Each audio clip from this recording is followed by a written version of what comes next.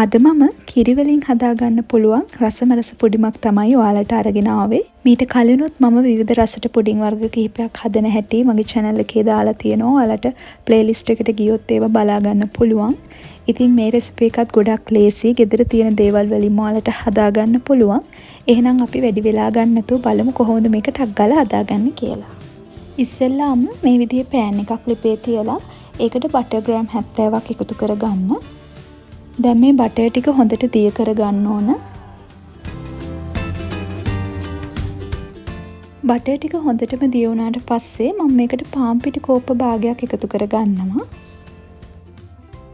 දැන් ඉතින් මේ එකතු කරගත්ත පාන් පිටි වල අමු ගතිය යන්නත් එක්ක විනාඩි 3ක් විතර මේ විදිහට මද ගින්නේ හොඳට කලවම් කර කර ඉන්න ඕන. දැන් හරියටම විනාඩි 3කට පස්සේ මම මේකට ෆ්‍රෙෂ් මිල්ක් කෝප්ප 2කමාරක් එකතු කරගන්නවා. ඉතින් මේ කෝප්ප 2කමාර විටින් විට තමයි මම එකතු කරගන්නේ. එකපාර ටිකක් එකතු කරලා හොඳට අර මිශ්‍රණයත් එක්ක කලවම් කරලා ඊට පස්සේ ඉතුරු ටිකත් මේ විදියට එකතු කරලා හොඳින් කලවම් කරගන්න. අපි පාන් පිටි එකතු කරලා තියෙන හින්දා පාන් පිටි චුට්ටක් කැටි ගහන්න බලනවානේ. ඉතින් ඒකට මේ විදිහට විස්ක් එකක් ඔයාලට තියෙනවා නම් පාවිච්චි කරන්න පුළුවන්. එතකොට පාන් පිටි කැටි ගහන ටික අපිට ඉක්මනින්ම මේ කිරිත් එක්ක දිය කරගන්න පුළුවන්. දැන් ඔයාලට පේනවා ඇති මගේ මිශ්‍රණයේ තිබ්බ පාන් පිටි කැටි ගහලා තිබ්බ ටික ඔක්කොම හොඳට දිය වෙලා තියෙනවා. දැන් මේ මිශ්‍රණය ටික ටික උකු වෙන්න පටන් ගන්නවා. ඒ හින්දා දිගටම විස්ක් එකෙන් මේ විදිහට කලවම් කර කරම ඉන්න නැත්තම් කැටි ගහෙන්න ඉඩ තියෙන නිසා. දැන් ඔයාලට පේනවා ඇති මේ මිශ්‍රණය කොහොමද උකු වෙලා තියෙන්නේ කියලා. තවත් ටිකක් අපි මේ මිශ්‍රණය උකු කර ගන්න ඕනේ. ඒ හින්දා මම ආපහු විස්ක් එකෙන් මේ විදිහට කලවම් කර ගන්නවා. ඔන්න දැන් මිශ්‍රණය හොඳටම උකු වෙලා තියෙන්නේ. මම මේ වෙලාවේදී සීනි කෝප්ප භාගයක් මේ මිශ්‍රණයට එකතු කරලා ආපහු විස්ක් එකෙන් හොඳට මේ සීනි ටික දිය වෙනකල් විනාඩි 6ක් 7ක් විතර මද ගින්නේ තියාගෙන කලවම් කර කර ඉන්න ඕන. මේ තියෙන්නේ මිශ්‍රණය හරියටම විනාඩි 6කට පස්සේ තියෙන විදිහ. ඔයාලට පේනවා ඇති දැන් මේක කොච්චර උකු වෙලාද කියලා. දැන් මම මේ මිශ්‍රණයට වැනිලා තේ හැඳි එකකුයි ලුණු තේ හැඳකුයි එකතු කරගන්නවා. ඉතින් වැනිලා අත්‍යවශ්‍ය දෙයක් නෙමෙයි. ගෙදර තියනවා නම් විතරක් එකතු කරගන්න පුළුවන්. ඒ දෙකත් එකතු කරලා ආපහු මේ විදිහට හොඳින් කලවම් කරගන්න. ඉතින් ලුණු එකතු කරගද්දි මතක තියාගන්න ඔයාලගේ රස අනුව ලුණු එකතු කරගන්න. දැන් මම හදාගත්ත පුඩින් මිශ්‍රණය මේ ට්‍රේ එකට දාගන්න තමයි හදන්නේ. ඊට කලින් මම මේකට වතුර චුට්ටක් දාලා මේ විදිහට හොදලා වතුර ටික ඉවත් කරගන්නවා. මොකද අපිට පහසුවෙන් පුඩින් මිශ්‍රණය එතකොට ට්‍රේ එකට දාගන්න පුළුවන්. ඉතින් මේ විදිහට සම්පූර්ණ මිශ්‍රණය මම එකතු කරගත්තා. ඊට පස්සේ ඔයාලට උඩ මේ විදිහට ලස්සනට හදාගන්න පුළුවන්. දැන් මම පුඩින් එකට ඕන කැරමල් එක හදාගන්න යන්නේ.